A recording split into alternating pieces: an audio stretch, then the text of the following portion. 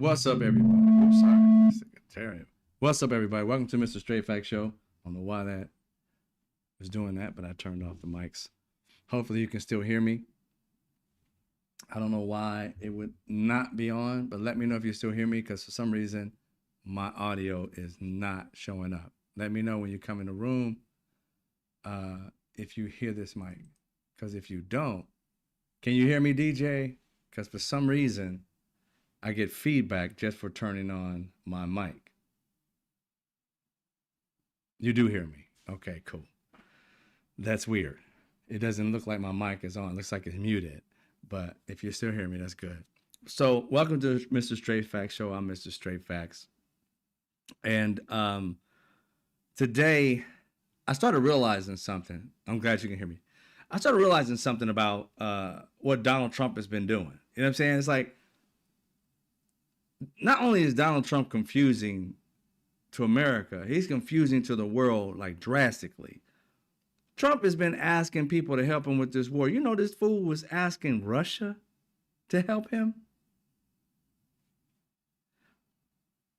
Did anybody tell him that Russia's our enemy? I mean, I know you like him and you guys done did some things behind the scenes, but you was doing those things, Donald Trump, you know, all that messing with little girls and going overseas, and, you know, supposedly you got some kind of P tape or whatever the hell over there. And I don't know if that's true or not, but you know what I'm saying? You and him got some kind of close relationship that shouldn't be. He is our enemy to America.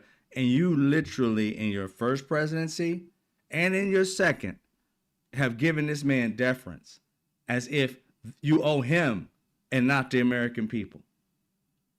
You're asking Russia to help you with the Strait of Hormuz, and you're not realizing that Russia is already getting this oil.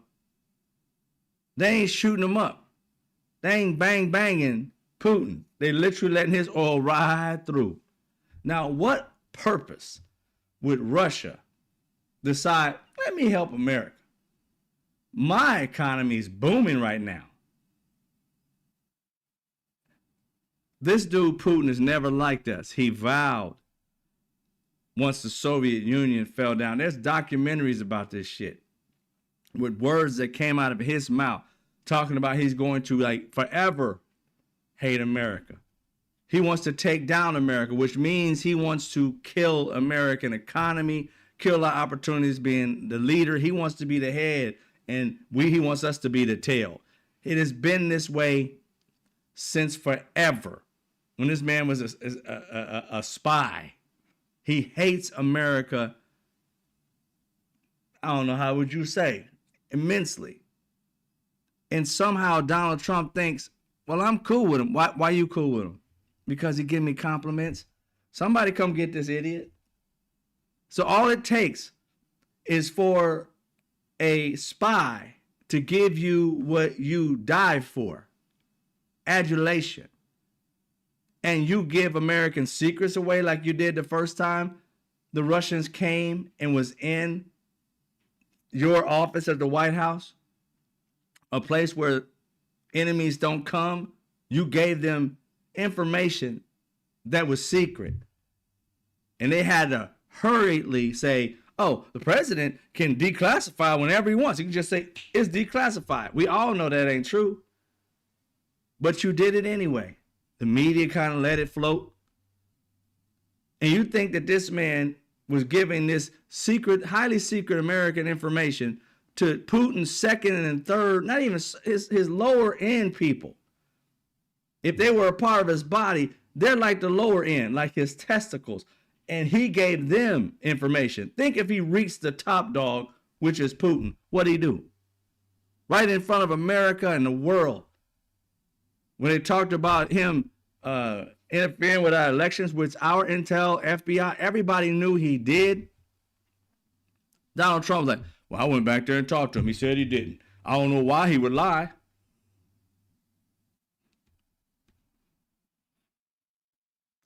And so many Americans in this country, MAGA and idiots, just floated with that. And then at the same time called themselves patriots. You said, fuck America, and then said, I'm a patriot. To what?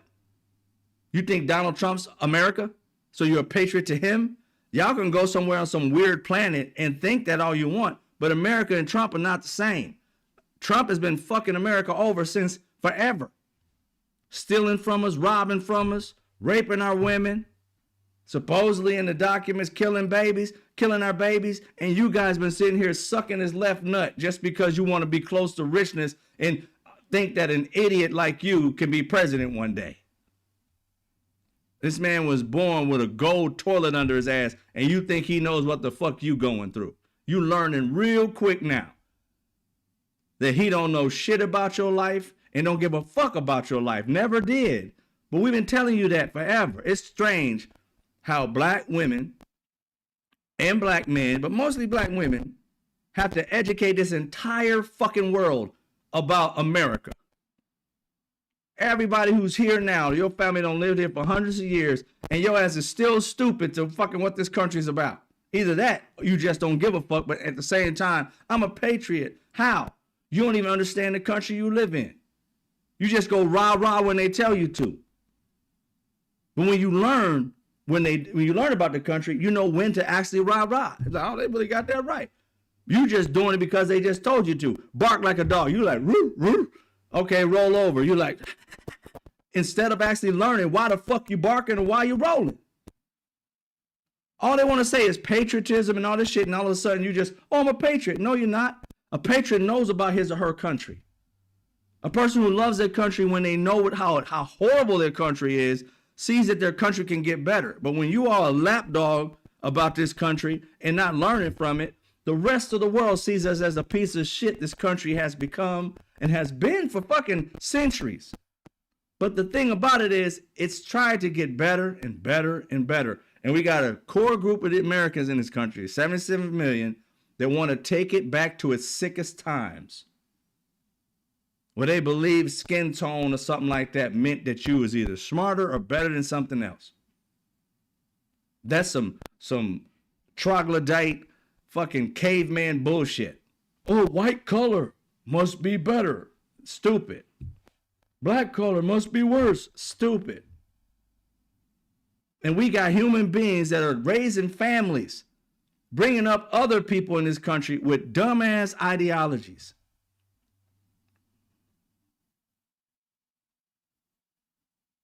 And these people just now learning that Donald Trump's a piece of shit human.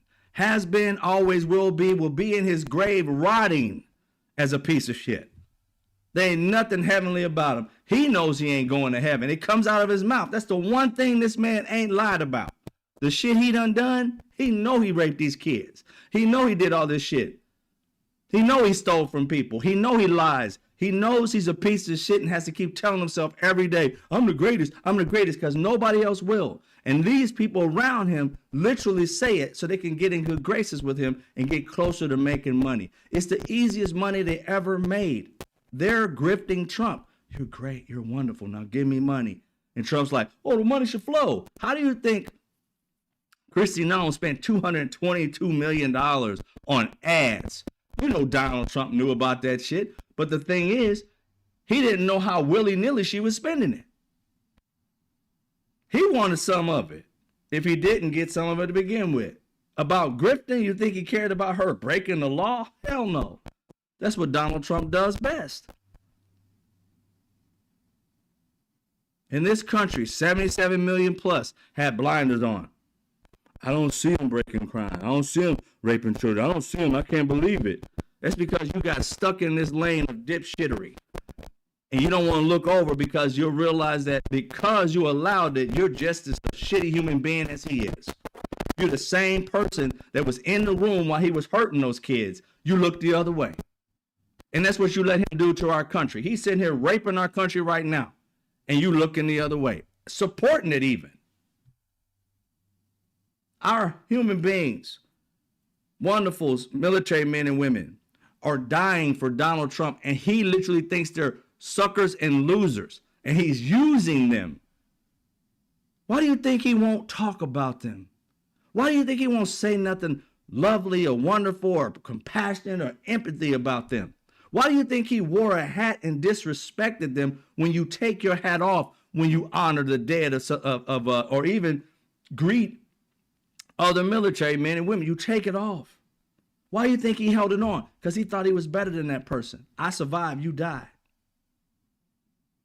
Military man, lifelong said this shit. General Mattis, a general somebody, a general said, Donald Trump said in his presence, while his kids lay dead at this funeral, Donald Trump said, why would they do this? Why would they take their lives? Why would they even, risk their lives over for what? That right there told you he don't give a shit about America. All he cares about is himself. He wants to be empowered. That's it. Fuck everybody who comes behind him. Why do you think he gets mad when people talk about the deaths of these military men and women? Why do you think that we didn't even know about the other 150 that got hurt? Because remember, they had a ceremony. I want to say it was at a game or something like that, and they had a military man or woman, or no, I think a military person, I can't say if it's a man or woman, that was literally maimed from being in war. And I don't know if they played an instrument or whatever it may have been. Donald Trump was like, why'd you invite them? Nobody wants to see that. Nobody wants to see a man or woman that laid their life down for America and came back. We not only want to see them, we want to celebrate them. And Donald Trump was like, that don't look good. Don't bring them ever again. We don't want to see that. Ooh. That's the president of the United States. Now you understand why he ain't said two fucking good words about the people who have died. He literally had Pete Hegseth come out on a microphone and say, when we're at war, the news keeps reporting all basically these deaths and stuff and trying to make Trump look bad. I'm sorry, Pete Hegseth, you were a military man. You know damn well the president's supposed to sit there and be like, laud these people. Not say it's gross that we're going to talk about it. Why don't you talk about me? You're talking about the dead. What are you talking about them for? They're dead. I'm alive. I'm the president. I'm more important. Talk good about me. Fuck the people who died. That's what Donald Trump is doing. He don't want the news to talk about the dead soldiers he sent to death for no fucking reason, because it makes them look bad in the news. So don't talk about it. And we got the head of the military, Pete Hegseth, that abided by that. Not only that, came out and told you how to write your captions so you make Donald Trump look better, therefore make America look better, even when they fuck up. And he can't wait until CNN gets taken over by the Ellisons, so therefore they can have another propaganda wing, so that they can control all media. The CNN is supposed to be the more liberal, somewhat, Democrat type situation. Supposed to be fair and balanced, which it hasn't been for a while, but that's what it used to be. And then they're going to take over. They already have Fox. And they got CBS. They're taking over the whole realm of news media to start up a huge propaganda wing so that we only get to hear the good shit that America's going through. We still haven't heard what's up with Bibi Netanyahu. Haven't seen him. I went looking for him, couldn't find him. Only AI video. Is he alive? Maybe. Is he dead? Could be. We don't know. Donald Trump ain't talked about him, ain't said he had a conversation with him. And it's oddly enough that the media has not asked about this man. I have not seen anybody. You know how they get interviews? They got interviews with Trump. They got interviews with not even the head leader. He sent out an audio message saying that he was alive and all stuff like that. He didn't see him as well. But he sent out an audio message. We ain't got shit from Bibi Netanyahu. The first day when it happened, he got in front of a mic and said he was thankful for us getting into it. America, my partners, America, and Trump. I think Trump. And he walked away from the mic, from the camera and the microphone. Haven't seen him since. The news has not even asked about this man. I have yet to hear any news organization, CNN, CBS, NBC, Sunday morning shows, they have the leader of Iran, one of the leaders of Iran, the mouthpiece of Iran, speaking, talking about the one who was in the meeting with what's his name, Whitcap or whatever his name is, Steve, and also Marco Rubio. He was in the room with them. That guy, he is the speaker for Iran. Always on camera. Donald Trump's on camera. Where the fuck is Bibi Netanyahu? He started it. He started this mess and disappeared. So it looks like we're the leader of it. Because the only two people speaking back and forth. They haven't even asked, even when they have the interviews with that guy who's the leader or the voice of Iran, I haven't heard them ask one question about what is their message to Bibi Netanyahu. They're talking about him and Trump.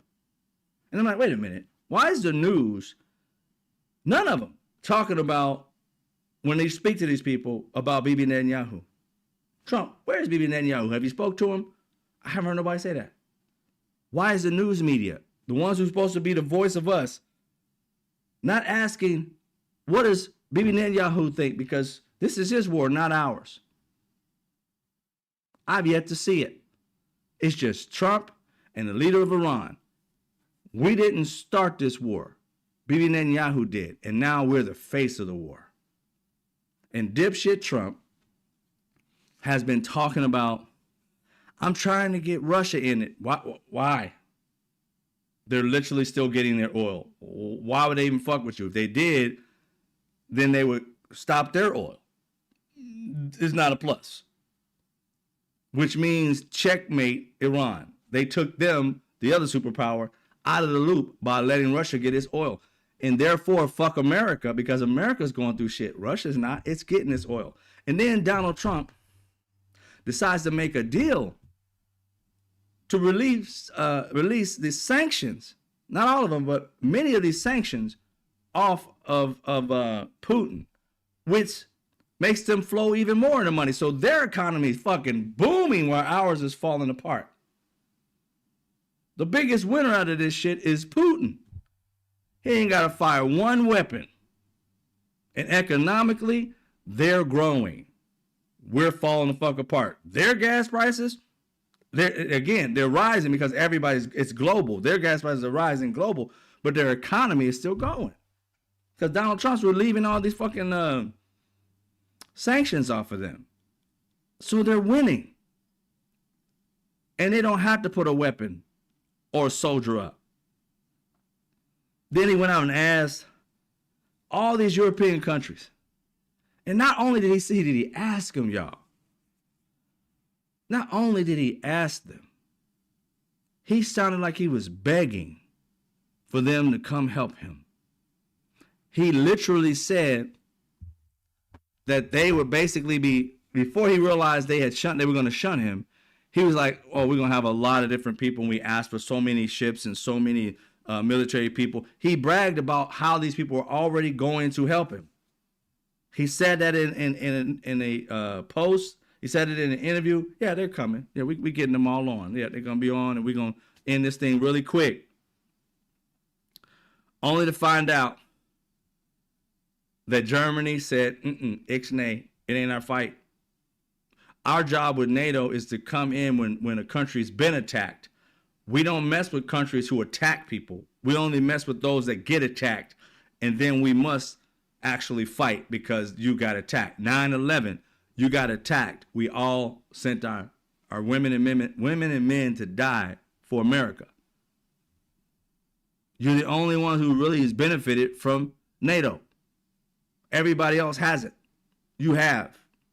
You're the only one who shot an actual nuclear weapon. Yet though you're telling everybody they can't, and none of them have. It's like you got your hand in the cookie jar and telling everybody else, why y'all getting cookies? You can't have no cookies. We ain't all supposed to have no cookies. Then why your hand in the cookie jar? Well, that's for you. For me, I got different rules. That's America. And every country knows it. They know that the biggest sin, not the biggest, multiple sins of this country, in this world, have been done by Americans. We're the only one that shot a nuke.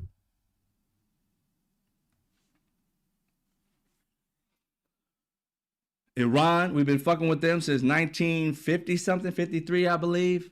Overthrowing people's governments, going over trying to make people military. The reason why Osama bin Laden didn't hate us is because hated the fuck out of us, is because we went over to his country where he was supposed to be the next leader and got his dad all hooked up into the government and giving him so much money and leverage and shit like that, more power, that they wanted that guy to stay the leader, his father to stay the leader.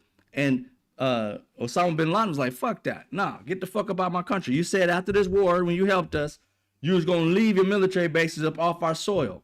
And America said, nah, we're going to stick around.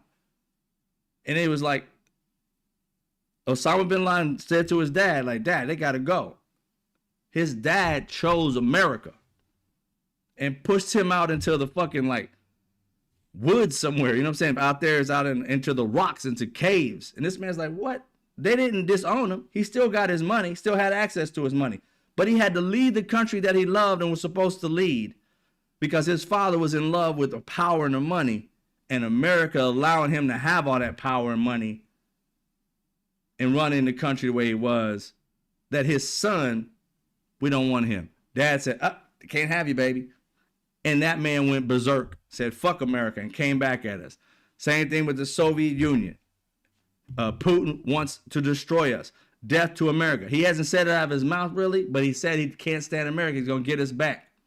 That means he doesn't like Americans. And here we are with Donald Trump making deals with the devil. Even though he's one of them, he's the weaker of them. He's feeble-minded. They know his tell. You're such a great person, Donald Trump. You're so smart. So I know, huh? Right? I'm smart. Look at that. See, he knows. He knows. Good genes. Oh, yeah, I got good genes. They can say, wait. I don't believe these people in America. They don't know what they're talking about. I'll give you the intel. Here's some of the new codes. Just don't tell nobody I gave you the new codes. That's how stupid this man is. It doesn't take much to get in what you want to do. All these people, Kristi Noem robbed America under his nose just because all she had to do was ride the line, whatever this dipshit wanted. Donald Trump's the greatest and wonderful, and you don't like this. And while that all happens, this little show they put on, they step away from the microphone and go rob the fuck out of Americans. Take the money out of the fucking bank and be like, yeah, Donald Trump ain't worried about it. You know, he grips, we grip. I've made a lot of money since I've been with him. They have no morals. None. Donald Trump was trying his best to think that these people were going to come to his side. And then we got the lead, one of the leaders of France, European Union. They all came out and said, basically, you know, fuck off, Donald Trump. We ain't got shit to do with you, bro. You know, it ain't happening. And the leaders, they rebuffed Trump to help him open the straits. We didn't help you close it. Shit, why the fuck we gonna help you open it? I ain't losing not one life over your dipshittery. The Europeans pushed back to Trump's demands, highlights frustrations over the global ambitions of an unfettered White House and an open-ended, expanding war. We are not, quote, we are not party to the conflict. France would never take part in operations to open or liberate the Strait of Hormuz in the current context. That was the French President Macron told a cabinet meeting Tuesday. We ain't got shit to do with it. And we ain't sending out one soul to help you. Why? Because they didn't bomb you. If they had bombed you, we'd be riding or die with you. Because that's the rules of NATO. But we're not your little shitty countries that you just get to pick and choose and say, ride with me, boys. No. They are not an extension of America. That's where Trump gets it all wrong. He thinks these countries are supposed to like roll up and kiss his butt cheek. It's like, no, bro, they're sovereign nations. Them helping us is their choice. They don't have to. They spend money in NATO too. Their economy may not be as big as ours, but they spend money in NATO too. And they haven't reaped any rewards from being in NATO. America has. We're the only ones who reap rewards for this shit. And he still wants to act like you guys need to be beholden to me. No, NATO is not Donald Trump's little club of little countries that can, we can just order around and say, hey, come help me out. That's not how it works. He tried to put out a little litmus test. We're going to remember who didn't help us. Keep remembering, bitch. He came out straightforward. Look at me. Face and everything. Got my side view. Got my good side. Yeah, fuck you. That's the good side. It's like, dude, what are you talking about? We are not your lapdogs. We're not MAGA, fool. I don't know where you get that shit from. You only powerful in MAGA. American citizens don't trust you. So why the fuck should we? Even one of them, I heard one lady, I don't know if it was Germany, whatever. No, it was she was European, but it was I think it was a TikTok video. And I don't know if she was a podcast or a news person. I don't know who she was. I had never seen her. But intrigued me as her and another British person was speaking. And she was just like loading in on Trump. Like, I don't know who he thinks he is, but Americans and MAGA like him. But he's demented. She's like, he literally thinks Russia is going to help him. You mean tell me he hasn't thought it through that Russia is already benefiting and that they would lose by helping you? I mean, she said he was dense. And it's like, of course, because the dense Americans elected their dense president. But yeah, France was like, fuck you, I'm out. Other countries the same way. What? Why? It was at least 6 countries that he was sitting there trying to bitch and moan. And then after they said no, he had already said they were going to be coming. He promoted like they were going to be in on it. We about to get this done pretty quick because these countries are going to come in. And then one by one, no, we're not. That's your war, bro. Ain't got nothing to do with me. He sends his message. I know who you are. And they're like, yeah, I know who you are too. And that's why we're not joining in. Keep message. Make a note. Germany didn't run with you. France didn't run with you. A bunch of other European countries didn't run with you. Nah, we good. France even went to meet, I don't know with whom in Iran, and other European countries to try and work a deal. It's like, yo, we ain't had nothing to do with this. Can we get through? Now, there hasn't been an outcome of whether we know they got through or not, but they made no complaints about their economy. You don't hear them too much talking. They may have already gotten theirs. And the more people who don't jump on our side and start going and say, yo, look, could you give us our oil? And Iran said, oh, yeah, straight, go ahead. You're an ally to America, but you are not rolling with them on this. Nope. Okay, get your oil, get your fertilizer. Hold off with the rockets. Those can pass. Now that one, American one, blow that shit up like right now. And our men and women are dying because orange dipshit. And I don't understand how they think this man knows how to do anything. He probably can't tie his shoes. And he probably can't even see 6 feet in front of him. And he can see and know about what's going on. Because he doesn't listen to his advisors. And he suggests that nobody else do as well. If you're a leader, you don't have to listen to your advisor. You can make a decision on your own. Of course I can make a decision. But there's such things as a decision and an educated decision. The problem is you're not educated. You just want to make a decision. And sometimes making a decision without any education or research is a dumb decision. And there's a lot of lives online and on the line, and you're acting like it's a day at the park, like you made a decision whether to have coffee or tea. This is life or death, and you're choosing it like coffee or tea. And when they die, yeah, some people are going to die.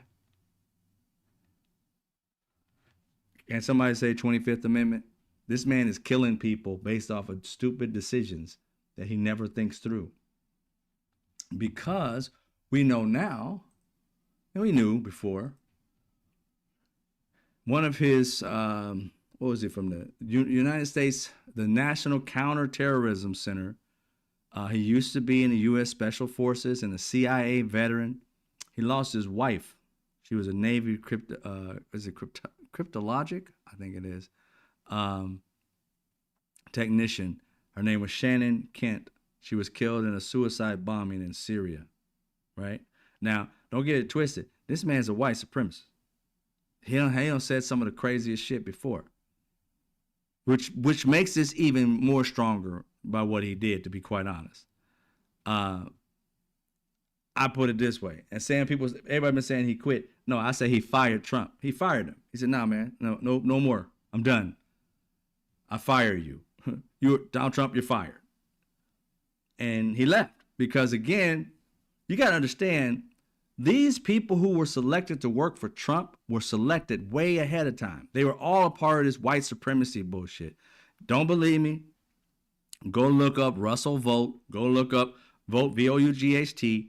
Go look up Project 2025, the shit that every person of color and people who are smart that aren't persons of color that read and learned and educated the idiots in our world of all races, colors, and creeds about Project 2025. And they looked the other way because Donald Trump told them, we ain't doing with 2025. We're dealing with this project over here. We ain't even doing a project. We're doing whatever, 28 or whatever the fuck his number was. And all it was bullet points of Project 2025. It didn't go into depth, but it was the same shit. And you guys were like, see, it's different. I'm like, nope, it's not. But anyway, Russell Vogt, you'll if you go back and watch a video where they had an interview of Russell Vogt and a few of his cohorts that were putting this shit together, they talked about, the people that they were hiring, that they staffed everybody beforehand. That's why you got Caroline Levitt. She is a part of Project 2025. She was trained like a Stedford wife. She was in this thing from the beginning. And so was this man. In it from the beginning. They hire these people to get positions in which they're not qualified for. This guy's qualified for other shit, but he wasn't necessarily qualified for this.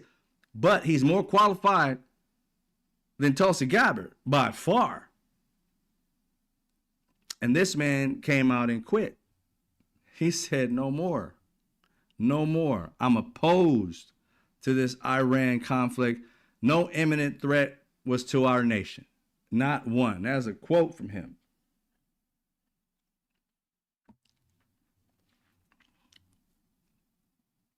And this guy is not one of those never Trumpers, right, that they can just easily push away. He's not one of those people that didn't believe the hype. He was a part of the people who made up bullshit about January 6th, tried to say the FBI, all these other people were behind it, even though he went and worked for it, even though he was a person who was in the CIA. He's a CIA veteran and worked for special forces and all this shit like that. You're sitting there like, how did you fall into this shit? But white supremacy is a drug. It's a hell of a drug. It makes you feel like you're superhuman and that you deserve way more than your own brain capacity should ever get. And once people start giving you shit based on your whiteness, everything you seem to do seem to be working. So therefore you start to believe the hype about yourself because everybody else is filling you up with smoke and shit and mirrors. Now this man's mirror came crashing down because of lives dying, just like his wife. His wife died in Syria, fighting a war that she shouldn't have been in. And that was one of the biggest things that was a problem for this man. So when he decided to quit, he had his resignation. Now, I didn't see anybody actually read his resignation or even get his resignation. They kind of like pulled from it. But I think we should be able to read this entire thing to understand where he's coming from. Because sometimes, people say they resign, but then they'll write in the letter, I still love you, I still this, that, and the other, I just can't get behind this. You know what I'm saying? So they don't want you to hear all that part. They just want to take the little snippet. And you kind of like want to know where this man's coming from. Did he have a full 180? Or did he just have one part that pissed him off, like people who were getting tired of rising prices and all of a sudden figuring out this Trump dude ain't who I thought he was. It's like, no shit. So that's what we're going to read right now. At least I'm going to read it. You guys can read it yourself, I guess. It says, did it show up yet? I don't know if it did. Hold on. I don't think it's showing up for some reason. Sometimes these things don't show up because, let's see here. Oh, there it is. It should show.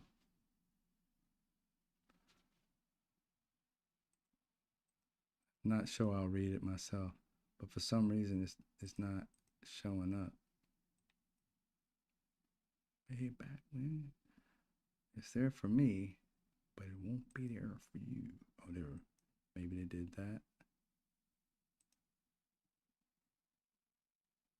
There we go.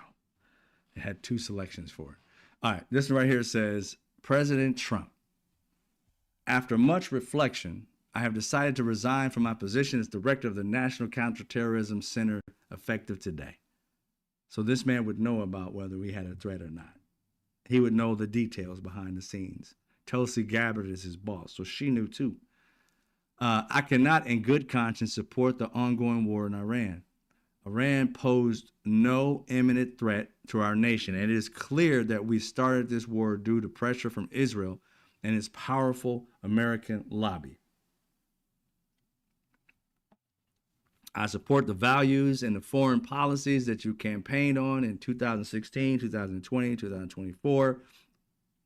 It's truthful. It's some bullshit, but it's truthful. He did support them, of course, which you enacted in your first term until June of 2025. You understood that the wars in the Middle East were a trap that robbed Americans of the precious lives of our patriots and depleted the wealth and prosperity of our nation. They want to keep their money. They don't want to be giving all this money away to all these billionaires making money selling weapons to everybody, not just to America. They're selling the weapons and shit to other countries to even shoot at America. In your first administration, you understood better than any modern president how to decisively apply military power without getting us drawn into never-ending wars. You demonstrated this by killing Qasem Soleimani, and by defeating ISIS. He did none of those things. Well, he killed one guy, but he didn't defeat ISIS. ISIS rose up like a mother. But either way, delusional as it may be, early in this administration, high-ranking Israeli officials and influential members of the American media deployed a misinformation campaign that wholly undermined your America First platform and sold pro-war sentiments to encourage a war with Iran. This echo chamber was used to deceive you into believing that Iran posed an imminent threat to the United States and that you should strike now. There was a clear path to a swift victory. So he was told there was a clear path to a swift victory, just like he probably did in Venezuela. Everybody knew this. This was a lie, and is the same tactic the Israelis used to draw us into the disastrous Iraq war that cost our nation lives and thousands of our best men and women. We cannot make this mistake again.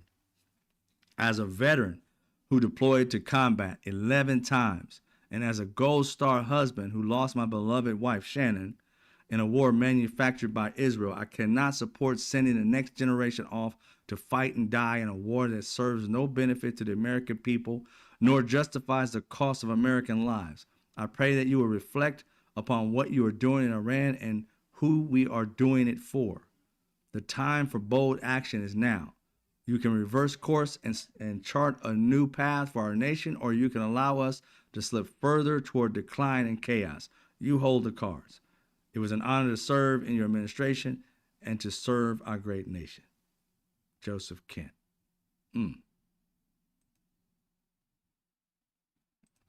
He said what he said. And again, we all of us, when we quit a job, not unless we want to burn them bridges down, write stuff like this. You know what I'm saying? You say to your job, I enjoyed my time working for you or anything like that, but I just couldn't find, there was no upward mobility. Thank you for this. But you really want to say, fuck you. You put me through so much shit, had me doing 17 jobs, paying me for half a job. Underpaid, overworked. I got to quit. I can do better all by myself. You can't say that when you quit. You can personally, but you ain't gonna write that shit down. So the things that this man probably was saying while he was writing this politically like correct shit, you have to know. You know he thought about his wife dying in this war. His beloved wife. You know he thought about her. You know he thought about all the military men and women who died while he served in combat, deployed, not once, 11 times. I don't like white supremacists. I don't like racists. I don't like none of it. But I do understand how hard it was for this man to realize that they're killing brown people, something that he probably enjoys because he doesn't like anybody. He's a white supremacist. They're harming brown people and people who love those brown people. But his people are dying in the midst of it. And his people are white and brown, black, and all others. So for him to stand up for Americans, all colors and creeds, says something. He stood up for American lives. Something that Donald Trump has yet to do. So you see just a little, an inkling of a decent human being in the midst of all that hate for other people and thinking that you're supreme. You saw some decency in him, just a smidge. And I can respect that and still dislike the core of his ass. But that right there told us a lot. That he would come out and tell the truth when he knew it wasn't going to benefit him. He's ostracized now. Ain't none of these people going to support him. His own boss who hired him and Donald Trump who hired him, Tulsi Gabbard had to come out immediately because she got to say, her abilities. Like, we hired him and he disrespected Trump. So she came out and said, Trump is responsible for determining what is and is not an imminent threat. No, he's not. He is the deciding factor to say yay or nay after the right information is given to him. And then it goes to the House and that has control of actually giving, the House and Senate have the control of actually giving permission to have this war.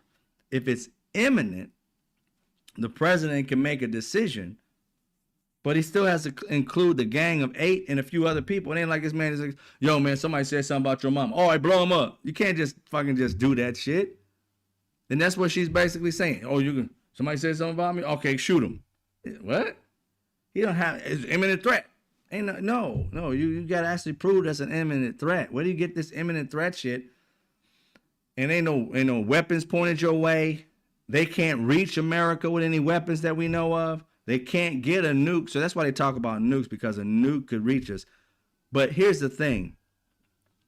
And I mean, I want to just give just a couple minutes for people to kind of understand some shit. And I ain't an expert on it. I just know by looking at other countries.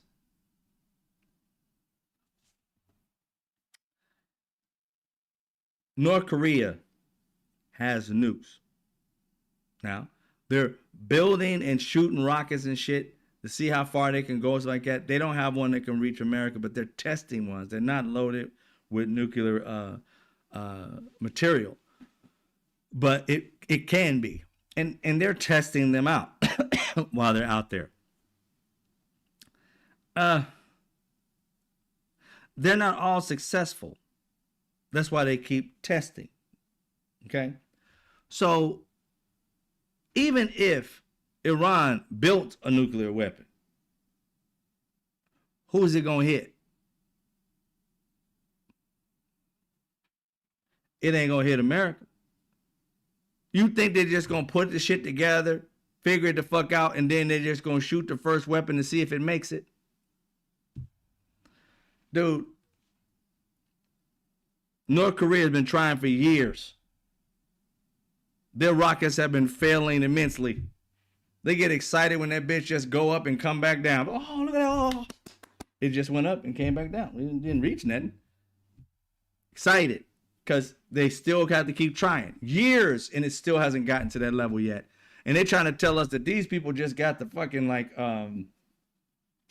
the actual material at 60%, whatever they needed to be at 90%. And as soon as they get to 90%, they're just gonna send up a nuke while negotiating with you.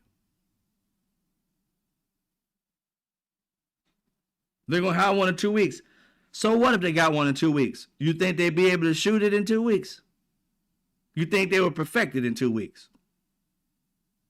It's taken them years to get to the level they're at now. And you trying to tell me,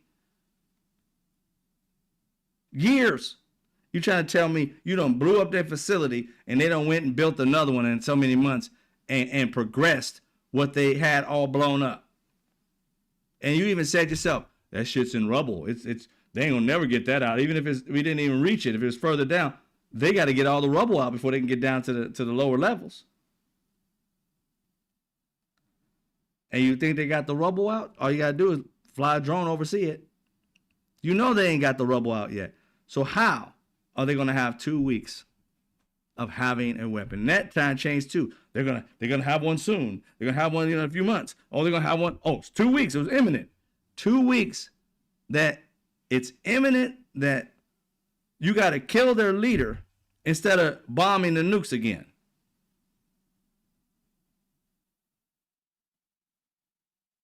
Why didn't you go back and bomb the nuke area and make sure that whatever they got down on the next floor, whatever, you bomb that. Boom, boom, boom. It's done. It's gone. You can't do nothing, right? You weren't going for nukes. You were going to kill, change regime. Don't give nobody no fucking smoke up their ass. You was trying to change regime. And by doing so, you were successful. It was the first thing you guys said. You were successful in getting them.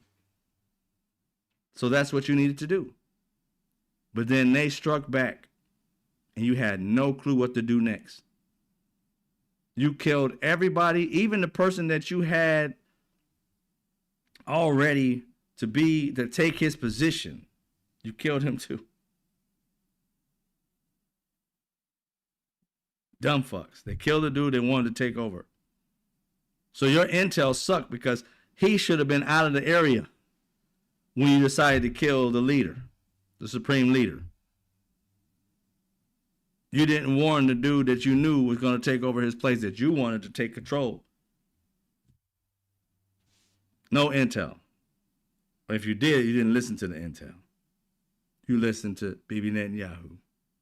And here we are in the middle of a war, troops, 2,500 on their way to this region, the Karg Island or whatever, in which the leader said, if they set foot on our soil, it's going to be another Vietnam. That tells you right there that they done rigged the shit out of Karg Island. And they ain't got to be there when the shit go kaboom.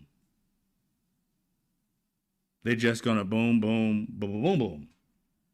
See, you got to land on foot. They just bomb it up. But hey, it is what it is. So he's going to send our people to death. Vietnam, the terrain and everything that they're not going to be able to handle. These people already know. And Donald Trump already gave them information. We blew everything around and we didn't touch the oil. Just being perfect, being respectful to them. We didn't change the oil and all the other people. But we're going to go get, you're going to do what? This is the same dude that says, well, I can't tell you because why would we tell them what we're going to do? It's stupid. So does Pete Hegseth. It'd be stupid for me to tell you what the war is going to be like. Who does that? But then you bomb Karg Island and then say you're sending troops to Karg Island, which means your troops ain't made it there. And day by day, they have a chance to booby trap it. You told them your next game plan. How you get there? Nope. Didn't say that. But they know you coming. So rig it to blow. And more American lives are gone. I don't know, man. I don't know. I don't know what they. It's crazy. But if they were going to do this nuke thing, it would take them, even if they got to the point of wherever they can make this particular material to make a nuclear bomb, it would take them a while to be able to do it. And then they've only got one at that point. You think they're going to waste this one on just killing everybody? Like, oh, let me send it to America. Boom. And America's got more. Hello? We can make 60 ones. Oh, 60. You're going to make 60 of them, okay. How many of you think of them are going to actually make it anywhere? 30? Maybe?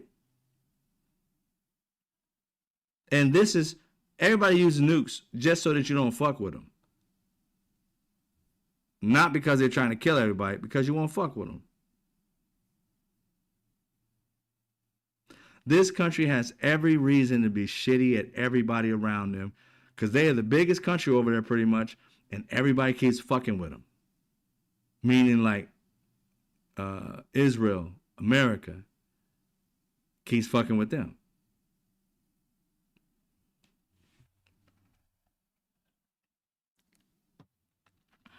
Everybody goes back to 1979, that Iran, hostage takeover. Again, if you don't know the history of America, the Shah was the one who treated them with an iron fist. He had his comeuppance. They overthrew the government and finally got out the American rat that was Iranian, but treating them like absolute shit because America was giving him power and money, and he gave America the spoils, and Britain the spoils of their riches, and kept the rest to himself and kept the rest of the country obedient. Murdering, killing, all that. America knew that leader over there was trash. They're the ones who put him into place after their democratic choice was imprisoned by America and stayed there until he died. He did nothing wrong other than the fact that he was not the choice of America. What he wanted to do was give his people, he had BP, he said, they're robbing us. Let's do an audit on BP. And BP couldn't have that audit because they knew they were robbing them. And they finally got a leader that said, you know what? This man cares about us. We elected him in. He cares about us. They loved their leader. And it was America and Britain that fucked their country up.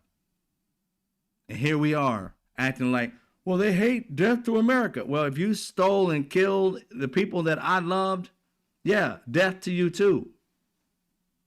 It's simple. They didn't just yell death because they're just Muslim and hateful people. They yelled death because America were hateful people, backstabbing people. Our leaders were. Evil is America's middle name. Terrorist is America's middle name. It got two middle names. We are an evil terrorist country to other people. And when they want to fight back, we label them the terrorists. We label them evil. Don't believe me? Go learn your history and then you'll understand. Iran didn't do shit to us. We've been fucking over Iran since 1953. They have every right to say death to Americans because we have done nothing but bring pain and death to them on purpose. It's like somebody shooting you, hiding their hands and saying, he tried to shoot me. I'm like, but he's the one that shot. I know, but he tried to shoot me. Where's his gun? Right here. That's your gun. No, it's his. I just took it from him. He got shot. Lying. 100%. He tried to shoot me with what? His finger? That's what America does. Go look at it. It may be painful for you to hear. But look up the history. Not the whitewash bullshit, the true history. And you'll start to see and shine the light on this country. Now, the people in America, we've all had this dream of this country and this grandeur of this country. And it is of the people. Our leaders have been trashed in the sense of them continuing this past and doing the same things over and over again. But that's the only thing they know how, to stay in position where they are. And these people trying to get us back they had to still have this bravado. We're better than everybody else in order to stay safe. Think about how many people, think of yourself if you was in a gang and all you did was fuck over the other gang. That gang would be like, let's have a truce, and then you shoot the leader. You'd be like, wait a minute, it's a truce. We're a bigger gang, and therefore the smaller gang, they hate the hell out of the bigger gang, and they won't be caught dead in the neighborhood of the bigger gang. But if you step foot in my neighborhood, oh, you coming home in a body bag. That's why they're pissed, is because the bigger gang, America, consistently fucks over everybody and then hide their hand and act like the victim. Listen to all these pundits on CNN, MSNBC. They act like, oh, they're bad people. They said death to America. And I only saw one person. I don't know if y'all seen it. You can go check it out. Joy Reid is the only person so far that I have seen. The only one. I think she was on Abby Phillip. I believe she was on Abby Phillip. And she's the only person that has spat, like, true game, smart woman. She's the only one that has spat this game of the facts. She did it on the show, and these privileged, whiny ass white men were trying, Republicans were trying their best. Well, they said death to America. I said, you know why they say that? Doesn't matter what you, it does matter.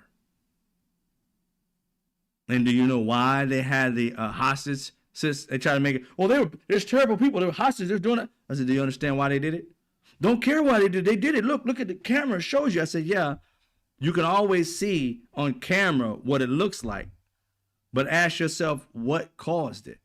You don't care because you want to use the camera footage to paint a bad picture of somebody, even though the reason that person has a bad picture is because you came into their country and their bad picture is the reaction to your evil. And therefore you can point at them. Look how they're reacting. Even though you're the one that caused it. You're the one that came out, and once they overthrew their leader and he was going to get his comeuppance, you guys snuck him out of the country and tried to act like he was oh, well, I thought he was doing something great. And again, that happened when I was a baby, but it was Jimmy Carter that did it. Jimmy Carter knew the history of this country. Jimmy Carter knew what the Shaw was all about and how America placed him into place to overrule these people just so that we can take their resources and that we can treat them, and didn't care like shit. He knew that Shaw was harming these people, raping them, killing them, all that. He knew it. He knew it. He knew what America stood for. He knew. And just like everybody else, turned his head. Took part in it. So that hostage situation was the reaction to America, once again, fucking over Iran and playing like they're the bad guys. The only way they can try and get this dude back, because he was supposed to get there, and we were harboring a fugitive. Only way they can get him back was to take the American people left in there hostage. Bring him back. America, bring him back. You know damn well you had this man in our country raping and killing our women. And you knew it. You gave him the power and stealing the oil money and all that shit. You allowed it. You were a part of it. Bring his ass back. It is time for us to give him the pain for what the fuck he did to us. We didn't rise up so you can take the asshole that we want to torture. He ain't living no good life after fucking us over. And we had loyalty to the Shaw, that piece of shit. And this country was already overthrowing the country, which means they had to be highly shitty. And had to get power and had to risk their lives to take over the country and take it back. And you took the Shaw away from them, the ire of their anger. That's why they took these people hostage, because they figured the only thing that'll bring America back is if we took some of yours, just like you took something of ours. Had you left his ass there, wouldn't be no fucking hostage taking. You knew you fucked up, America. Jimmy Carter, rest in peace, you knew. But you did it anyway.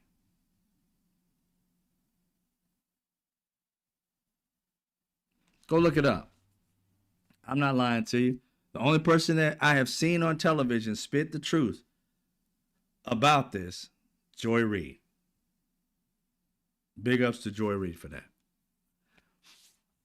So after Tulsi Gabbard tried to back up Donald Trump because he can't look bad because Joe Kent resigned, Donald Trump had to come out and say something. Now, mind you, Donald Trump hired Russ Vought, who hired these minions, these right-wing, white supremacist, nut jobs, conspiracy-loving nut jobs, which Joe Kent is a happy party of. He's a card-carrying member. That's why you can't tear down what he said about Donald Trump, because he wasn't a never-Trumper. He didn't hate Trump. He loved Trump. But he loved what Donald Trump lied to him about. He's just now figuring it out. Or just now having the balls to step up and figure it out in public. But this is what Donald Trump had to say about him. Now, mind you, in an article quoting Donald Trump was praising this man. That's because Russ Vought told him this is the man for the job to do exactly what we want to do, follow Project 2025 to a T. He knows about the secret signal where we can get information to him that we don't have to make it. And he agrees with doing this stuff behind the scenes, basically breaking the law so that we can't have, any information that Americans have to share, because the Freedom of Information Act, we have to be able to see the information, the transactions that they do while they're in the White House, but not if it's on Signal. That's why you caught Pete Hegseth on Signal and all those people on Signal. Even he was one of the people, this guy right here, Joseph Kent, was on that phone when Pete Hegseth had all these people in the room or on the Signal line and had all this classified information about when they're going to strike and all that. He was on that phone. He even got asked about it when they had him in one of the hearings. But this guy was riding and dying with them, doing the illegal shit behind the scenes. Instead of writing it in the email, they were writing it on Signal. So they didn't have to divulge it to the American people, what they were doing. But this is what Donald Trump had to say about him after he got embarrassed by this dude firing him.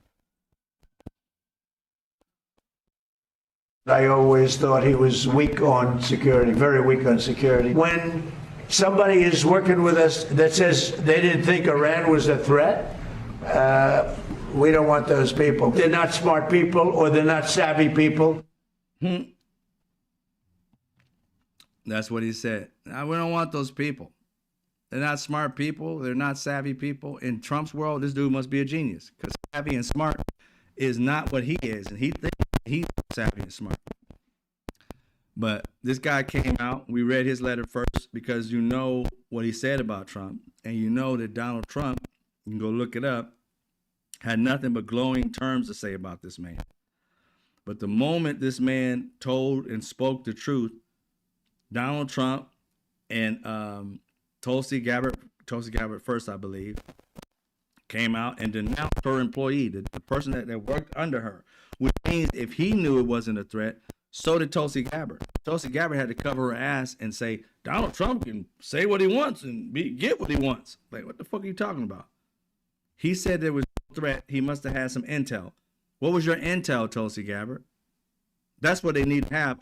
Democrats, bring Tulsi Gabbard in under oath and ask her, did she know if there were any intel that said that we were an imminent threat?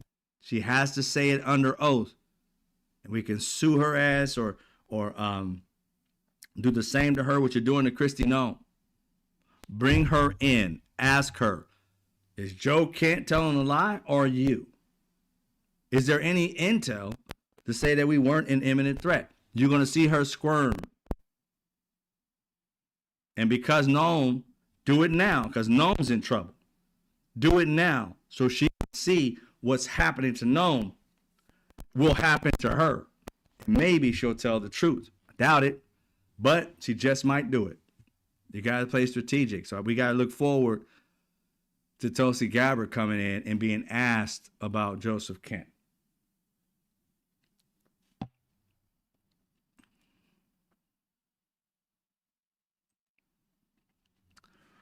few things that have been happening of late. Everybody knows gas prices have been going up like crazy. I told you guys, if you was here with me before, when the gas for here in California, I'm in California, so it's always pretty much high here. But gas was, like I said, I went to work one day, in an 8-hour shift.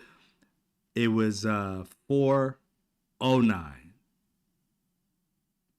and then it was $4.99, something like that. And no, it was $4.09. My bad. It was $4.09, and then it went to. By the time I left, I came home. It was like $3.99. It was $4.09 when I came back. $3.99, $4.09 when I came back. I took a picture of it today here in LA. Let me see when I was driving in early this morning. It is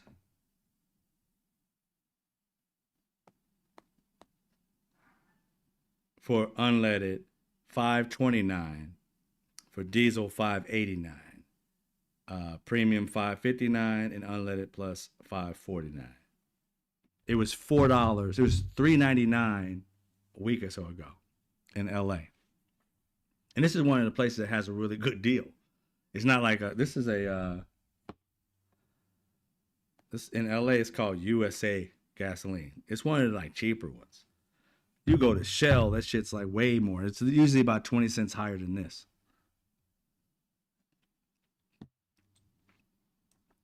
But that's it right now. Nationally, it's average gas price is $3.79. Started out at $2.98 before this war.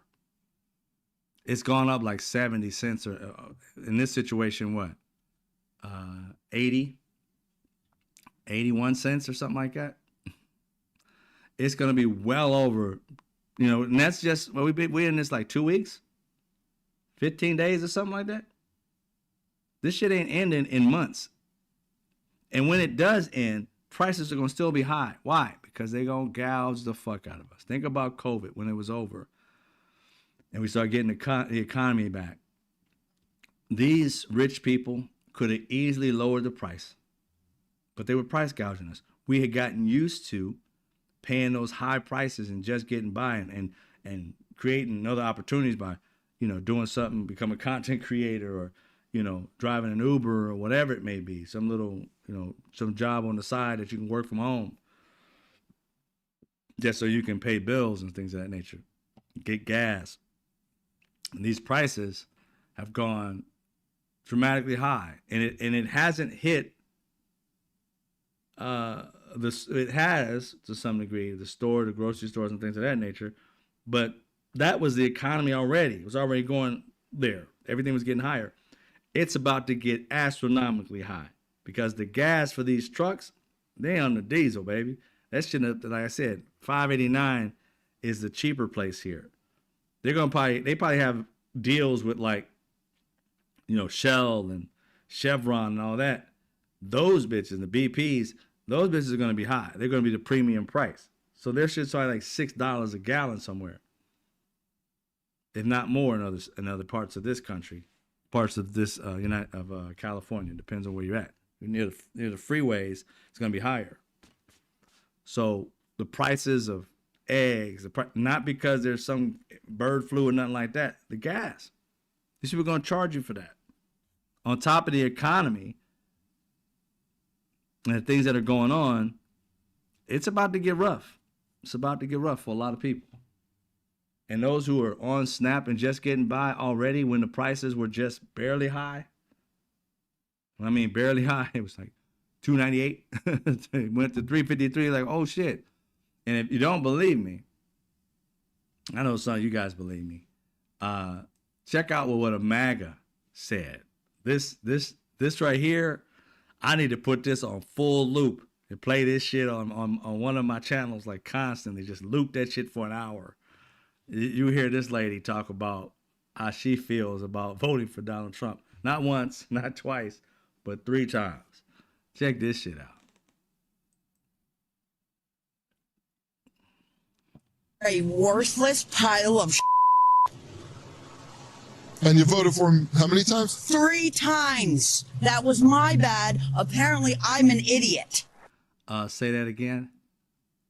I just want to hear that again. Did it work or not? No, it didn't work. Oh, okay. Let's get back to her. I want to hear it again. A worthless pile of And you voted for him how many times? 3 times. That was my bad. Apparently, I'm an idiot. Yeah, apparently. I'm glad you recognized it. But yep. Idiot is your name. Mm-hmm. But look, she recognized it. Now, how much did she recognize? We don't know. She'll go back to him the next minute. Now, on earlier, this is MS Now, I believe, the weeknight that I got this from, but they got it from earlier in the day when the White House energy person, what's it? I forgot his name. I think it's let me see, I wrote it down, I believe. Kevin Hassett. He talked about the energy and oil prices, but listen how he talks about American citizens. These are the people that was like, America first, America first. Listen to what he says. And it's like, holy shit, he said that shit. If it were to be extended, it wouldn't really disrupt the U.S. economy very much at all. It would hurt consumers, and we'd have to think about, if that continued, what we would have to do about that. But that's like really the last of our concerns right now. It would hurt consumers. But that's the last of our concern right now.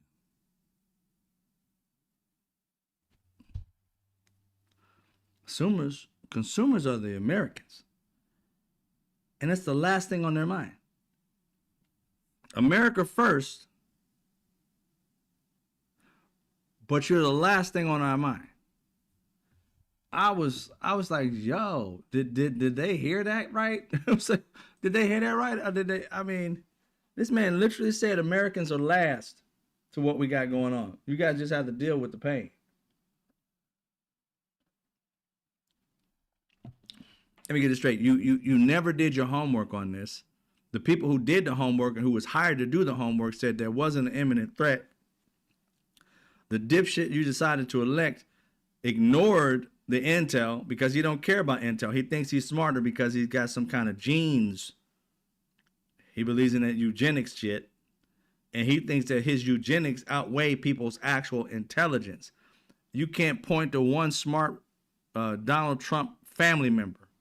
He always brings up his uncle. Dude been dead. We can't justify whether he was smart or he got his way through money. We don't know. But he has to borrow it from his uncle. This man got a shit ton of people in his family and not one of them bright. He wanted to go to his uncle.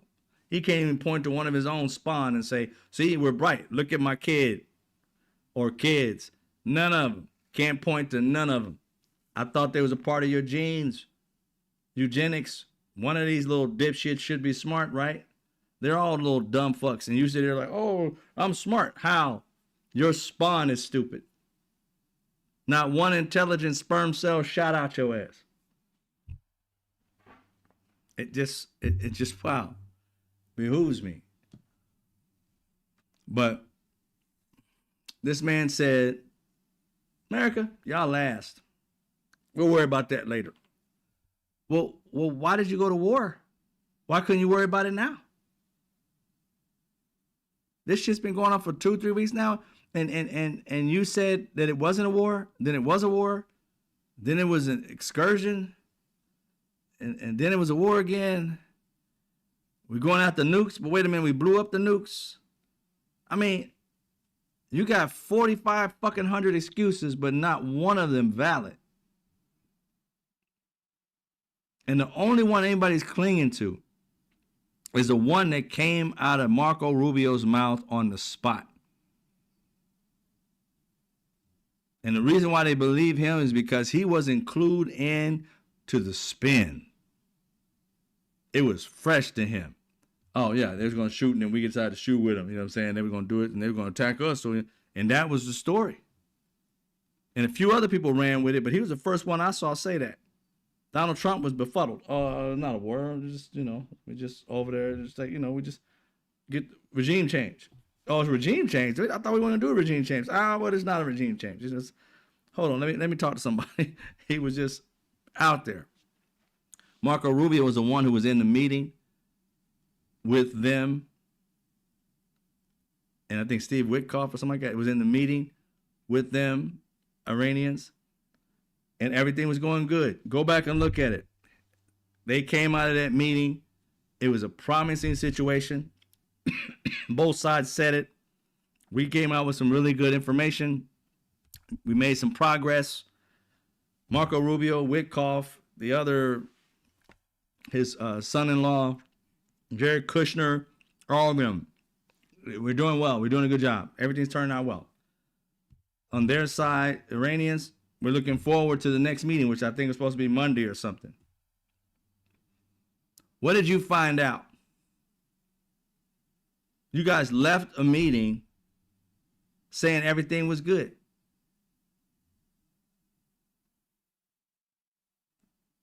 In less than 12 hours, whatever it was, after this meeting, kaboom, kill the leader. For what? Everything was going good. Then came the brainwashing, the lying, the trying to figure out our story. Would we accept and I know some of us be like, hey, yeah, we ain't got no problem with it. We probably wake up the next day if they got Trump. But no, but let's just say your favorite president.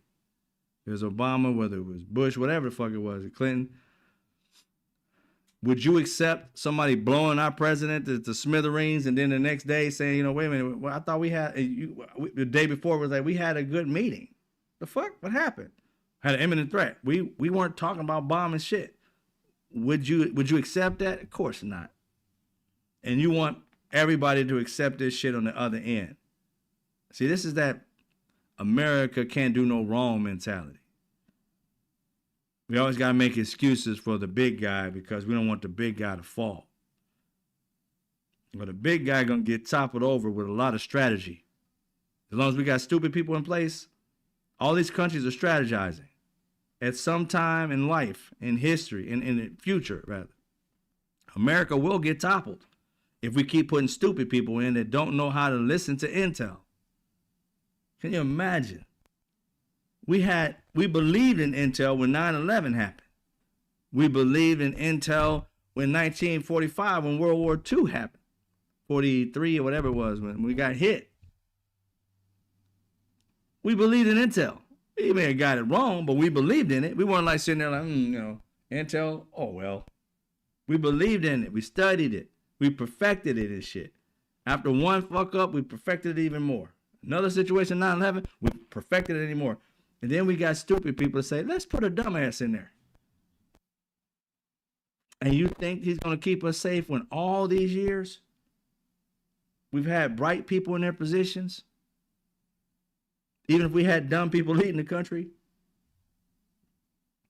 And now we got dumb shits running the country and dumb shits running our security systems. Dumb shits leading our military. Dumb shits making decisions about our military.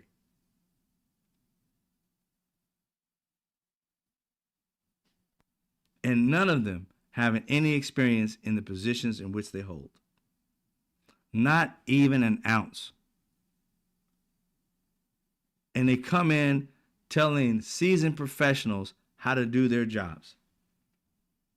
Could you imagine you sitting there, been in intelligence for 20-something years?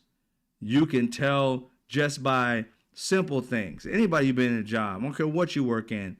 If you work there long enough, you'll know, like, you hear that sound? Say, yeah. I say, all right, duck. You know what I'm saying? You're like, duck, what the fuck? Bow. Like, you got to listen to me. When you hear this sound, there's something incoming. May not be a bullet or anything like that, but something's coming. You hear that? You got to duck. And you sitting there like, man, I ain't scared of nothing. You act like you know because you think you know. The person been there 20 years can hear it, can see it, can understand it, decipher it, and be on time because he or she been where you are. They were a neophyte at once. They made the mistakes They lived to tell the truth about it, and they lived to shift from stupidity to wisdom. And when you're on the outside looking in, you're the stupid one. And when you come in expecting to know more, you have to learn the old way in order to know how to improve it, to make it a newer way. But you just come in, we don't need that. But you do. We don't need that. All right, cool. Do what you're doing. And you're going to fuck up majorly because they have the wisdom and you have this idea that you believe you're better than somebody. This is Donald Trump. I'm better, but you got to listen to intel, though. No, I can make a decision. I don't need it. I got it. But you're going to mess up doing that. No, I got it. And now he's in a war. And what is this thing? Not to admit fault. Worst type of leader to have when your children are dying is somebody who can't admit fault and pull out when he needs to or shift the plan when he needs to. This guy still thinks it's going well. We're doing good. We blew the army away. We blew this away. They don't have no more weapons. They don't have this and the other. And why a bitch is still dying and getting hurt if they ain't got nothing? A man can't tell you the truth. And you going to ride or die with him or her for that matter. No. You on your own if you can't tell me the truth. If you're supposed to be watching my six and you're not going to tell me incoming, fuck you. And that's what he does. He wants you watching his six, but your back is not covered.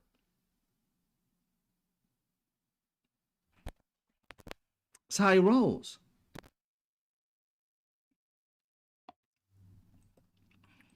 So he comes out today. Only got a couple more things to go. He comes out today and he's talking about the Save America Act. Again, talking about shit that doesn't even need to be. We are wasting money and time. Every year, we've gotten better and better with our elections. In 2020, even Donald Trump's people who work for them, Matt or whatever his fucking name was, said this, and he was about head of technology and stuff like that. He said, this is the most, and he was a Trumper, secured election that we've ever had. And instead of admitting that he lost, he couldn't admit it. So he lied. He just keeps on saying, if I lie long enough, people will start believing it. Yeah, dipshits like the MAGA people will. But those of us who literally need facts to go along with your fucking saying so, we're like, no, it's not. You lost, fool. The numbers show it. And you know you lost because you tried to cheat. You tried to get electors to come in. This electors is coming in like, oh, we're supposed to be here for this. No, you're not. Who are you? You don't have a pass for this. Well, we're the ones that have been chosen elect. They tried to get in there before the real electors was there. They were already there ahead of them. But just think, had they gotten there first, they were on time or early, they would have got in first. They had senators working on their side to try and sneak them in to be the real electors, to bring them in and pretend like Donald Trump won, to cause a resurrection. How do we have somebody who hates this country lead it? And now Donald Trump has proven to you he hates the country. How can you love this country? The only thing he loves about it is he's leading it. He don't love anything else about it. He says everything other countries say about our country, he says.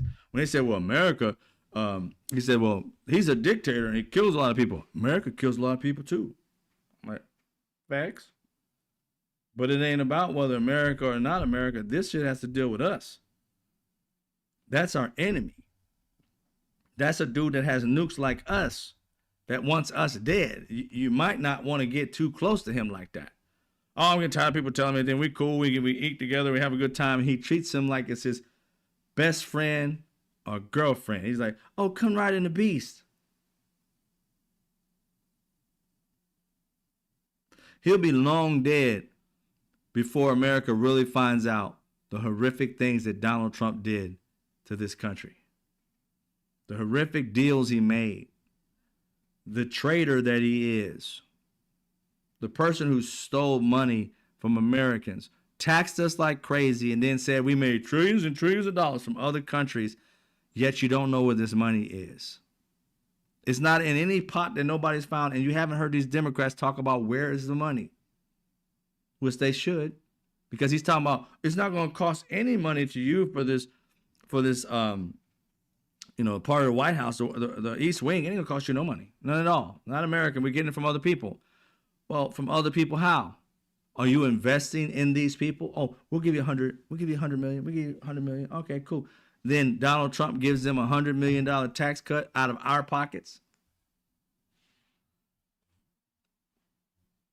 Charges us through these tariffs, take that money and give it to them, and then they give it back to Donald Trump. Follow the money. I guarantee you, Donald Trump is fucking over America. I guarantee it. That's all he knows how to do. His wealth is by robbing people, not paying his fair share.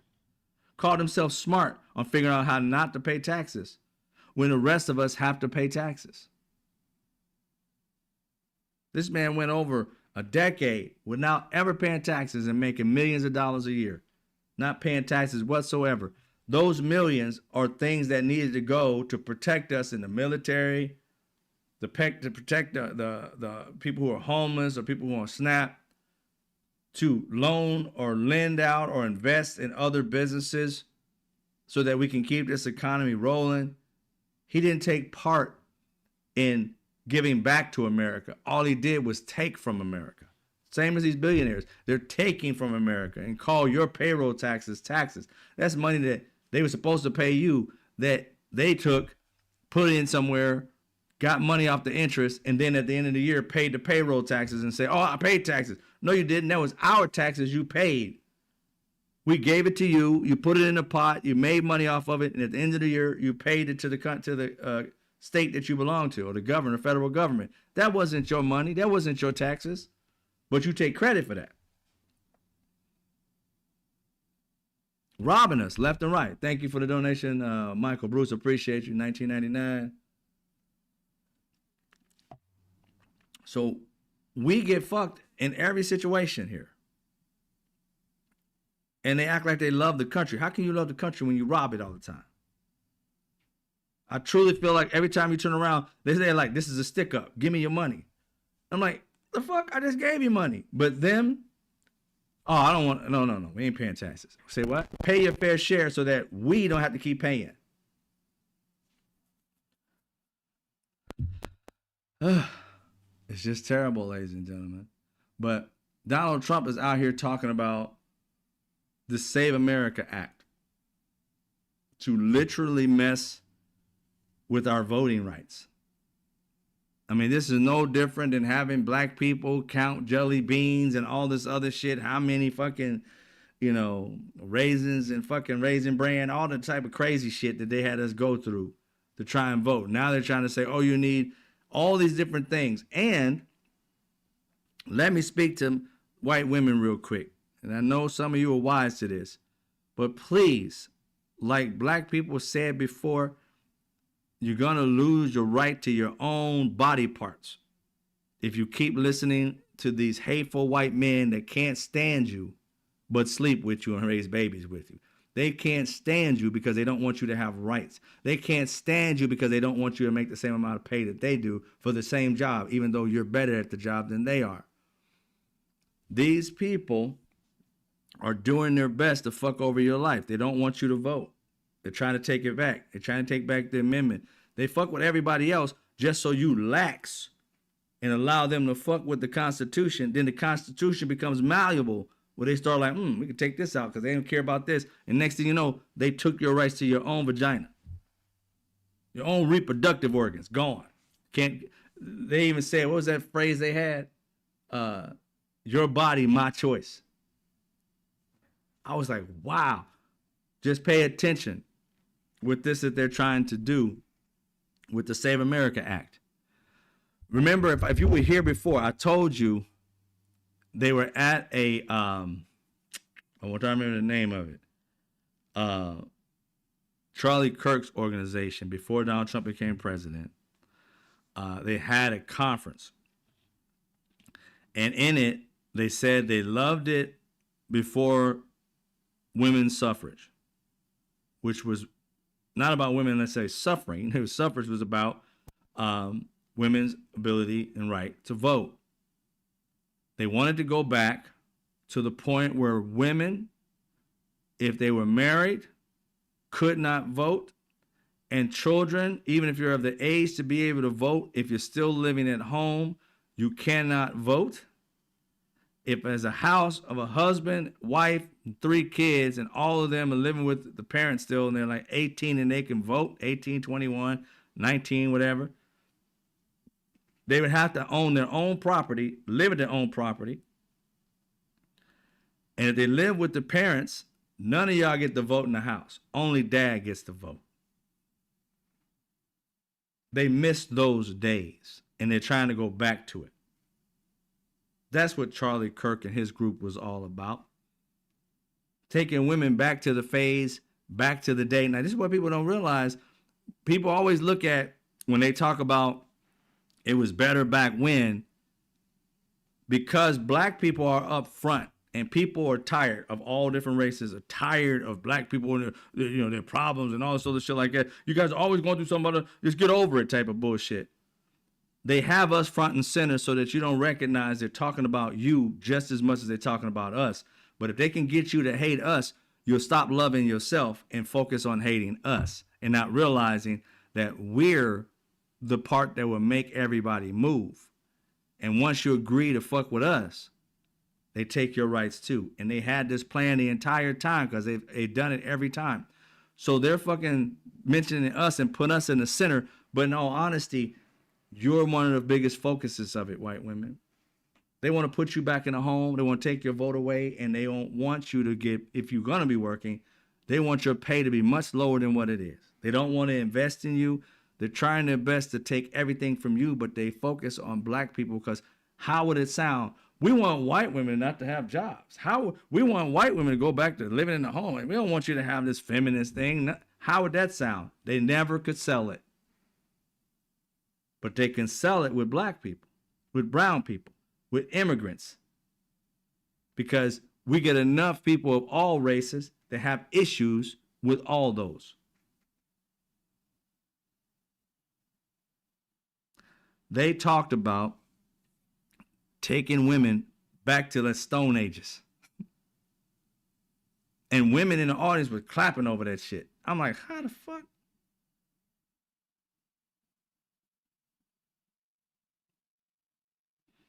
And that's what they're doing with the Save America Act.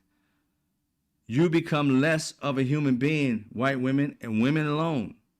If you're married and you took your husband's name, the things on your Social Security card when you were born, your name, so your name is Mary Johnson, you married Donald Albert, now your name is Mary Albert. Your birth certificate does not match your driver's license. Therefore, you are invalid. Now, you would sit there and think, well, oh, that's not going to happen. We told you that you were going to lose the rights to your vagina, and you said, oh, that's never going to happen, and the shit happened. Heed what black people are saying, or you're going to end up the same way. They literally said this in their conferences. They said it, it came out of the mouths of people like what's his name? Shapiro, the little Ben Shapiro. All these right-wing nut jobs, they have said it. Charlie Kirk has said it. I forgot the black guy's name. They used to have a sports show and they kicked him off of it. Sad part about it, I know he's from Indiana. I just couldn't stand that. Even though I'm from Indiana, I don't claim him at all. But anyway, he was there at one of the functions saying the same thing. They're trying to make it so that even white women, if you're married, you can't vote. And if you ever been married and kept your husband's name, you're going to find yourself at a disadvantage. Because if it doesn't match, you don't get the vote. But see, they try to make it sound simple. Like, oh, it's just, everybody gets a license, driver's license. You get a driver's license. You gotta get a driver's license. You gotta have, an ID to get a bank account and all this other bullshit that they're talking about. And you're like, that ain't the same shit. That is not the same shit. If that's the case, all I got to do is just, again, you bring your birth certificate or you bring your driver's license here. My name is whatever, driver's license. Here's my bill. Let's go. Because to get a driver's license, you have to go through that process anyway, right? So the driver's license should say it. Or better yet, just have your driver's license have voting sticker on it that, comes with a voting sticker. Just revise the driver's license that they have a voting sticker, voting validation on it. And you never have to worry about getting it validated again, as long as you got your driver's license. And then it gets invalidated. If you lose your driver's license, you get it back, it's reactivated.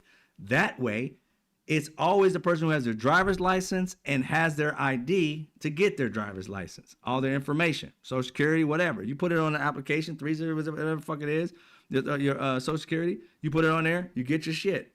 Done deal. Driver's license, get you in, I'm this, boom, bounce, whatever. But they're not trying to make it easy. They're trying to make it convoluted just so that you don't want to go. See, there's different phases to it. If they make it hard, most people don't want to go anyway. So they're not going to go. Man, I ain't going through all that shit, man. Fuck it. Whoever's going to win. They know that. So that's going to be a few million that they can get off the books. And those people who are like, I don't want to care, they're mostly going to be liberal or what they consider maybe lazy about the politics. Or maybe they're independents. Republicans going to come high or dry, no matter what. They fighting through a storm to get there.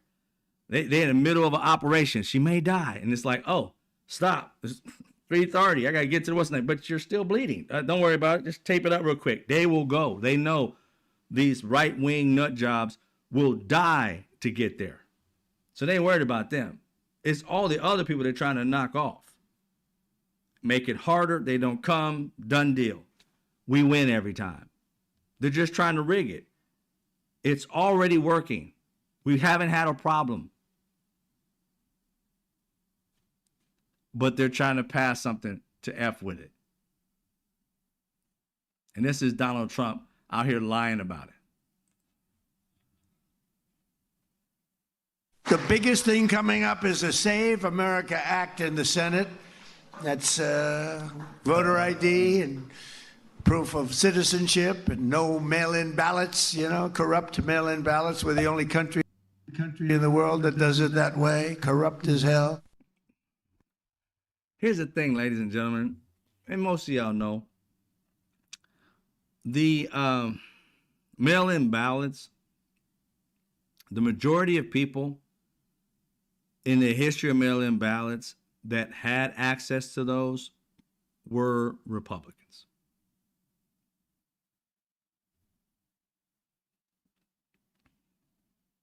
And Donald Trump, later on, when he lost in 2020, he was telling people not to go vote with their mail-in ballots. And a lot of these people didn't know what to do because he was sitting there promoting not to go with the mail-in ballot. So a lot of these people didn't vote because they were confused about it. Or they already had their vote already set and they didn't fill it out like he was telling them not to do. They went to a place and got their own blank ballot, put their information in it right there. I forgot what they call those ballots, but you can do right there and get them right there. And doing that is one of the things that has been corrupt. Because when you look up the amount of people who have literally, falsified, their documentation, it has been a few. I mean, very, very, not enough to make any kind of difference either way. 12, 13. And when you look at it, like 99% of those are Republicans. Signing up their grandma, their dog, their next door neighbor, their dead uncle. Republicans. They cheat and then call everybody else cheaters. They steal and call everybody else thieves, right? It's just crazy. But he said that, and this is the Republican and Democrat response to it.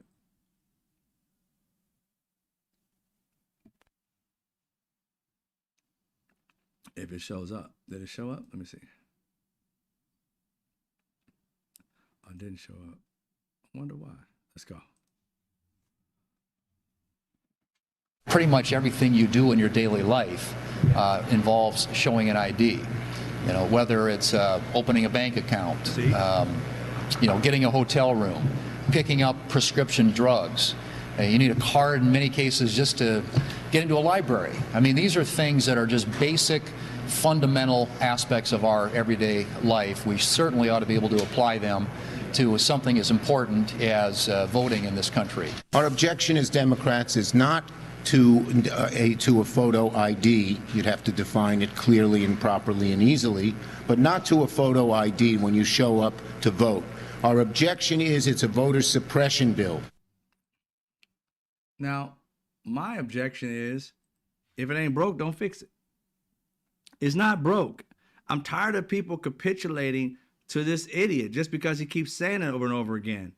It's not broke. Quit trying to fix shit. Shit gets broke when you try and fix it, when it's not broken.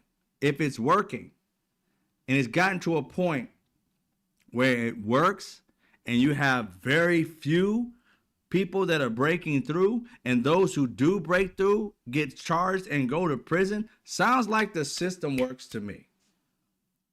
Just because somebody says a duck is a cow, it's not true. And I don't care how many times you keep telling me a duck is a cow, I'm gonna look at you and say, bitch, it's a duck. Move on. The fuck are you talking about?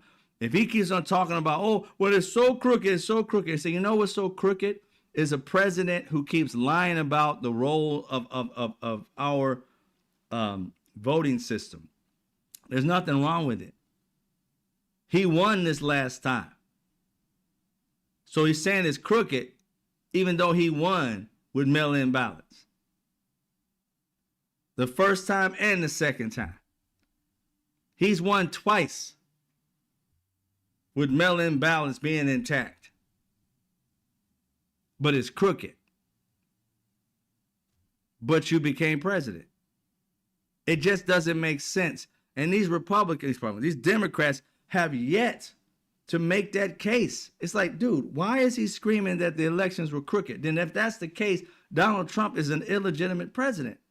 Because our way of doing electing presidents worked for you twice. 2 out of 3, you batting 66%, and you acting like you should have got 100%. The elections worked. And for us to keep allowing this dude to change the narrative when the fucking narrative should not be changed, I am sick of Schumer capitulating and saying some stupid shit like, well, we can get ID. Motherfucker, we already got IDs.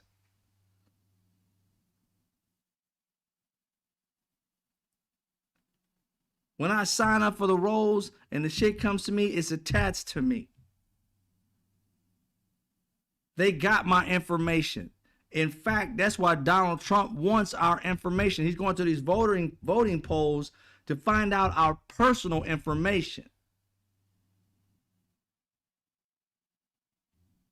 Well, if we're not citizens, how does he get our personal information?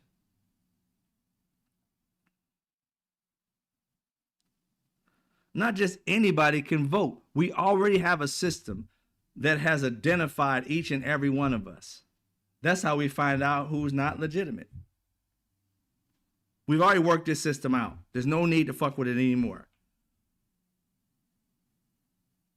If we're going to improve upon it, we should improve upon it to the point where I don't have to go stand in line forever and have to wait for water. Improve upon the flow of it.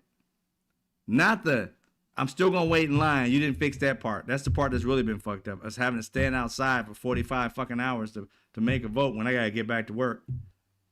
That's the point where you can make better. And that, oh yeah, technology can help with that.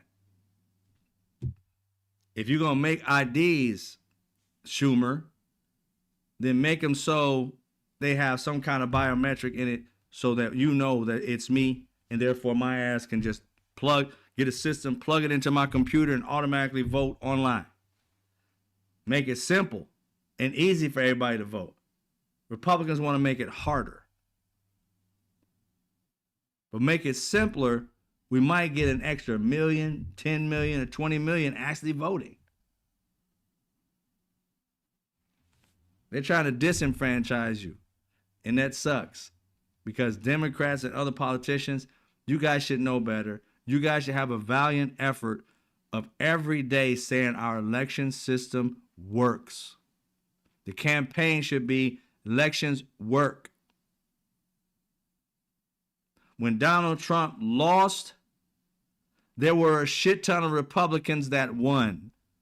He was on the same ballot as these other Republicans. And you're telling me they cheated Donald Trump, but your elected official that was your Republican Senate and representative in your state that was on the same fucking ballot, they won. So you're telling me your guy shouldn't have won and Donald Trump should? I mean, none of that shit makes sense. And they have not made the case to these people. I guess I know they're idiots, but they still need to run that shit constantly. Spend millions doing that so that our system continues to work. And you guys could be talking about something else. Fuck this Save America Act.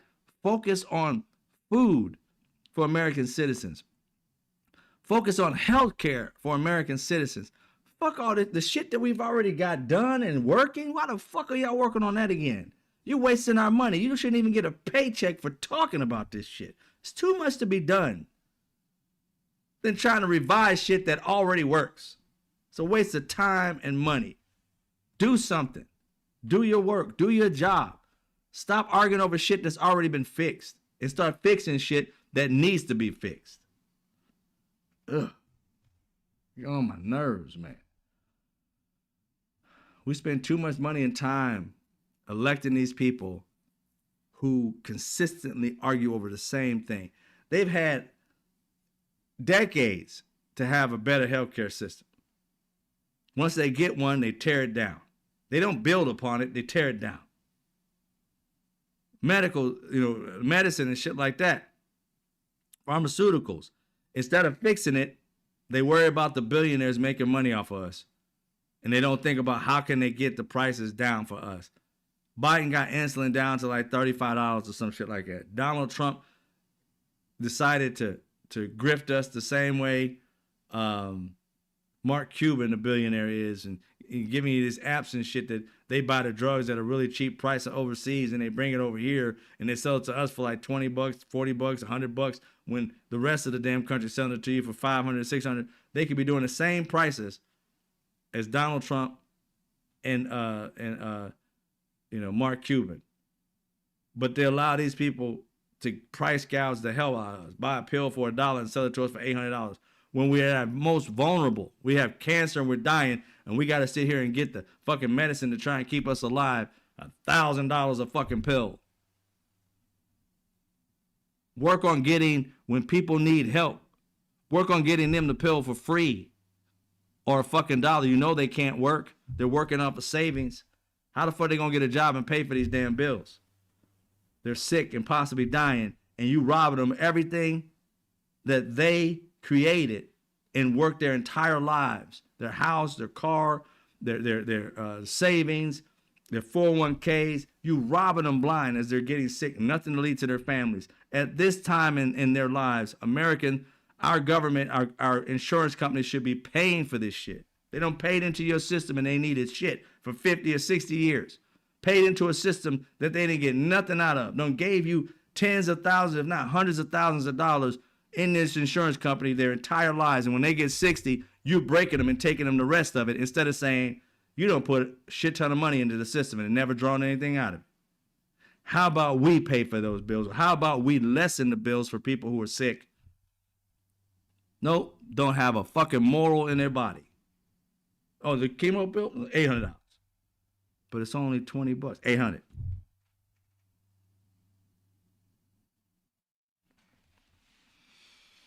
It's just terrible.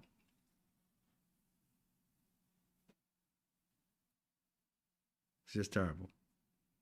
And it is what it is, man. We got to keep fighting. I know you guys are doing it. I'm doing it with my voice and my vote. It's tough because you're fighting an uphill battle. But hopefully these young cats, ladies and gents, I see some already fighting, that they get into this game and change it, and not just allow it to be what it is and stay what it is. Because it can't get better unless we do something about it.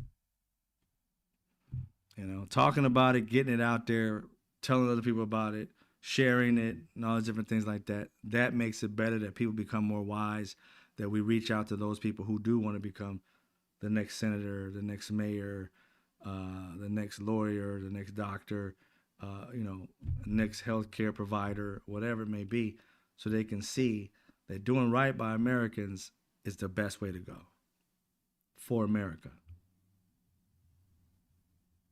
And it's crazy how this country pretends it cares about other people when it doesn't even care for its own. Liberating other countries when you're killing your own people in the streets because you're out here just grabbing up brown people, black people, just because you think they're immigrants. Illegal immigrants at that. How can you say you're better when you're doing the same things as these countries, killing your people in the streets?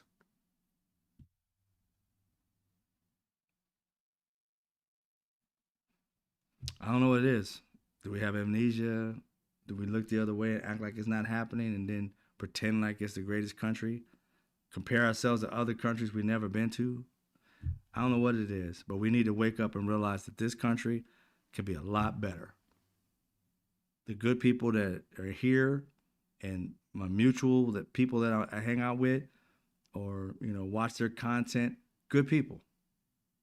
That somehow these people need to figure out how to unite and fight for democracy. Because people who are just fighting for a paycheck, those are the people that will throw their American citizens under the bus to get whatever they can out of this life that we have in this country. Greed is destroying it. I can't believe that these people are trying to become trillionaires while people in this country are getting poorer day by day. And I ain't talking about the poor. I'm talking about middle class people who had a home or even a second home, now having to sell one home because they can barely get by, having to work an extra job because their job isn't paying what it used to,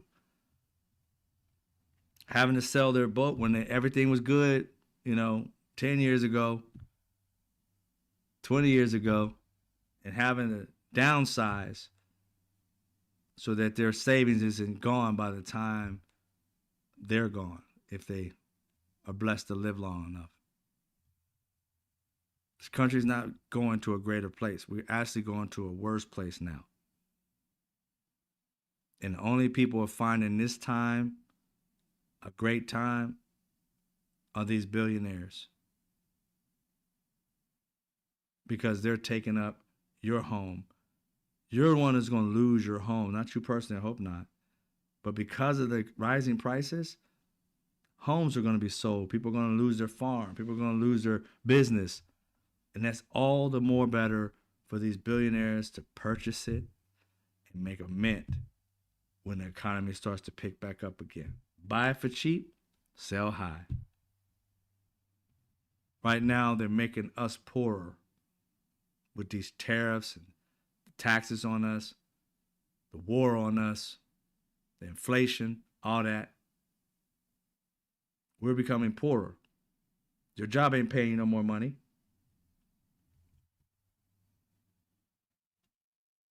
It's sad, but it won't change until we get people like Trump out of office and realize we could never, America, ever put somebody like that in office again. No matter what party they belong to, there should never, ever, ever, ever, ever be a Trump type person, an autocrat type mentality inside the White House.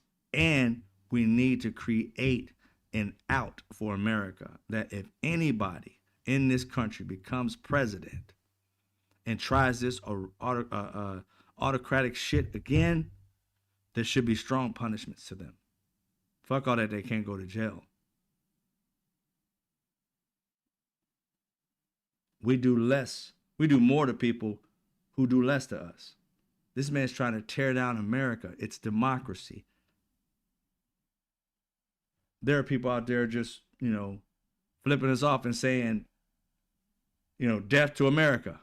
That's all they're saying. And you want to blow their head off. And you got a man in the White House trying to destroy and kill people over just money and decisions and being hurt, feelings and shit. And he gets less than that? Nah, America. They gotta be some strong decisions made in this country that if any leader gets into place, that president will be jailed, tried, and treasoned.